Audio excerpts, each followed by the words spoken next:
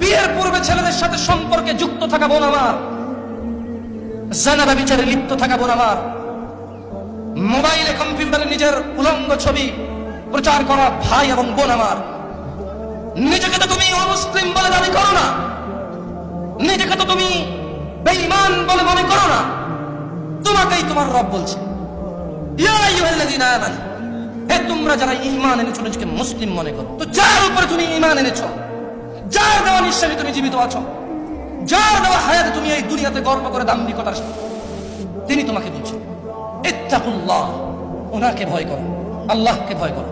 ওয়া কুলু কাওলান সাদীদা, সত্য কথা বলো, সত্য কথা বলো।